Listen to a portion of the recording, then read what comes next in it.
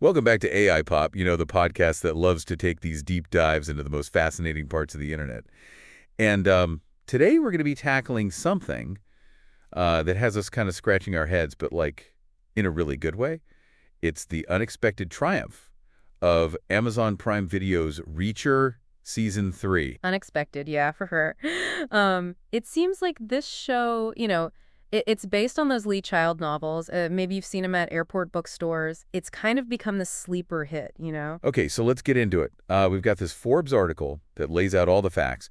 And the first thing that really jumped out at us is Reacher Season 3.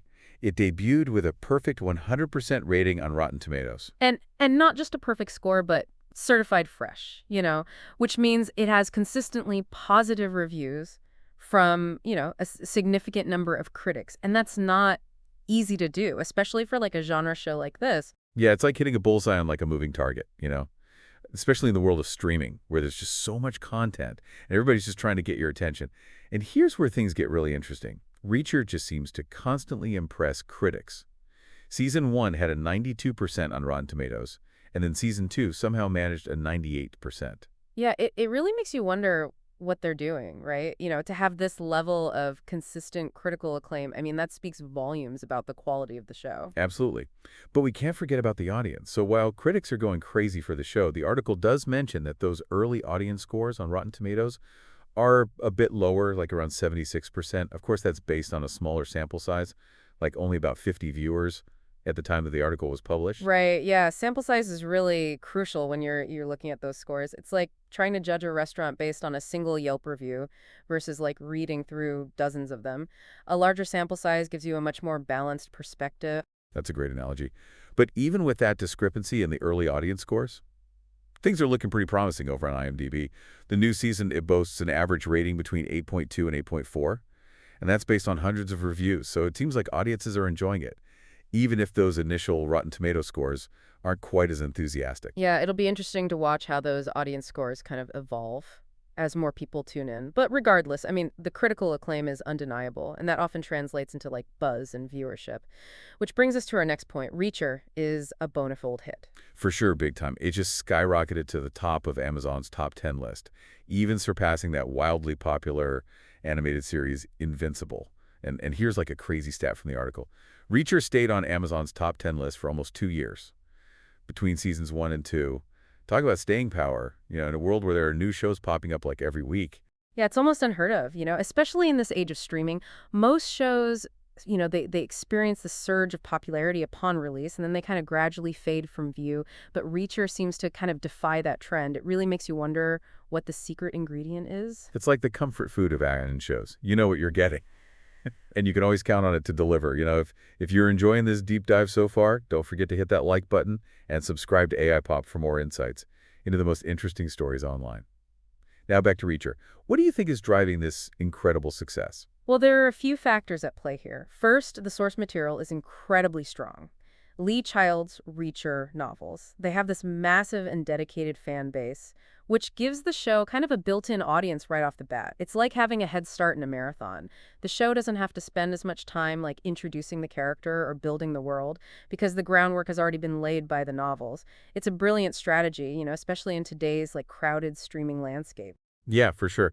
But it's not just about like that existing fan base. The show, it also manages to appeal to like a broader audience. Like even if you've never picked up a Lee Child book, you can still get hooked on Reacher. Yeah, that's a key point. It speaks to the show's ability to like transcend its source material and connect with viewers who might not be familiar with those novels. Absolutely. And let's not forget about Alan Ritchson, who just embodies the character of Jack Reacher perfectly. He's got the physicality, the stoicism, the dry wit. Is like he stepped right out of the pages of the books. Yeah, casting is so crucial, especially when you're dealing with a character as iconic as Jack Reacher. Richardson, he not only like looks the part, but he also captures like the essence of character, which is no small feat. It's uncanny. And it's not just about the casting or the source material. The writing is also top-notch. The show is tightly plotted, with compelling mysteries that keep you guessing. It's not just mindless action.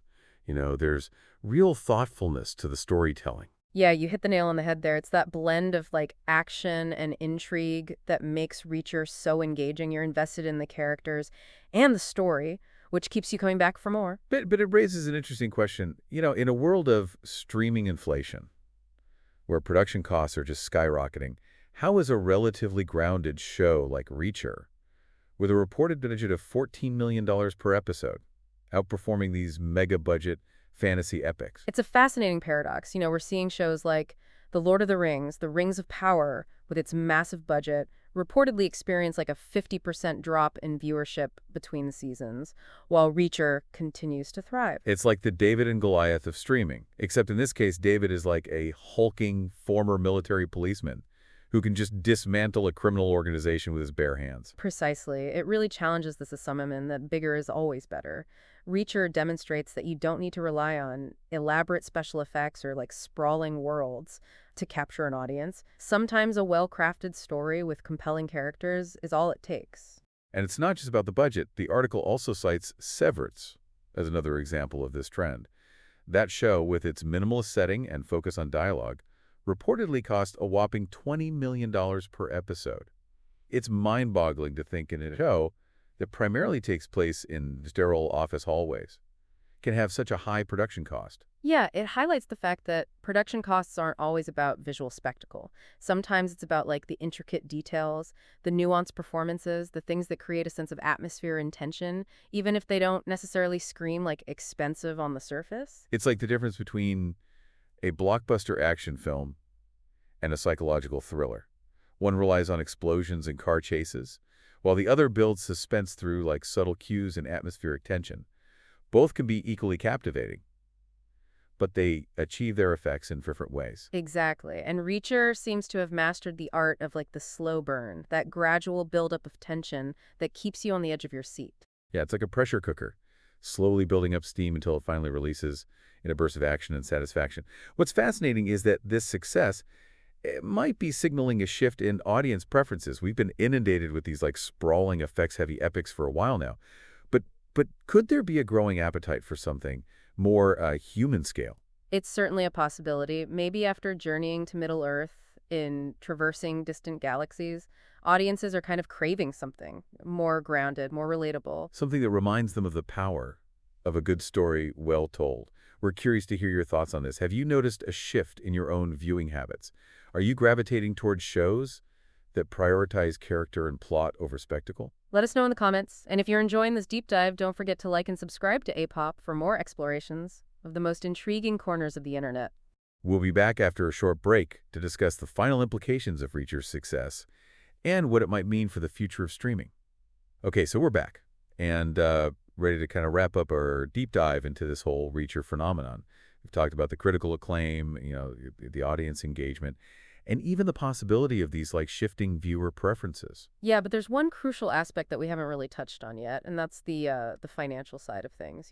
After all, even the most critically acclaimed fan favorite show, it needs to make business sense for the studio. Right, the bottom line matters, and that's where Reacher gets really interesting. It seems to be hitting that sweet spot of critical success and commercial viability. Exactly. As we've discussed, the show has like a respectable budget, around $14 million per episode, but that pales in comparison to some of these other big budget shows out there. Yeah, and yet Reacher consistently tops Amazon's charts. It generates buzz like online and offline, and it likely attracts new subscribers to the platform. So it's a win-win for everybody involved. It really suggests that this combination of factors, a strong source material smart, casting a loyal fan base, can sometimes outweigh the perceived need for a massive budget. So what does this mean for the future of Reacher? And maybe even like the streaming landscape as a whole? Well, for Reacher, I think the future looks incredibly bright. As long as the show maintains its quality and keeps those viewers engaged, Amazon has every reason to continue investing in it. They've stumbled upon a winning formula, and it would be unwise to deviate from it. It's a reassuring thought for Reacher fans for sure. But what about the broader streaming world? Could Reacher's success encourage studios to rethink their spending habits a little bit? Maybe those mega-budget fantasy epics aren't the only path to success after all. It's certainly a possibility. Reacher is a compelling example of how a more grounded, character-driven show can capture an audience and generate a significant return on investment, even without, like, breaking the bank. So what's the key takeaway here for our listeners? I think the memo lesson here is that quality often trumps quantity. A well-crafted show with a strong premise, compelling characters, intelligent writing, it can resonate with audiences, even in a landscape that's just saturated with content. Yeah, and sometimes it's those quieter, less flashy shows that truly stay with you long after the credits roll. Absolutely. Sometimes the stories that feel grounded, relatable, even a little bit gritty, are the ones that make the most lasting impact. Well said. And on that note, we'll leave you with one final thought to ponder. Given the success of a more grounded, character-driven action series like Reacher, could this signal a potential shift in audience preferences away from those increasingly expensive fantasy epics? Only time will tell. But it's definitely a fascinating development to keep an eye on. Thanks for joining us on this deep dive into the world of Reacher. If you enjoyed this episode, be sure to like, subscribe, and share it with your fellow entertainment enthusiasts. Until next time, keep exploring, keep questioning, and keep diving deep.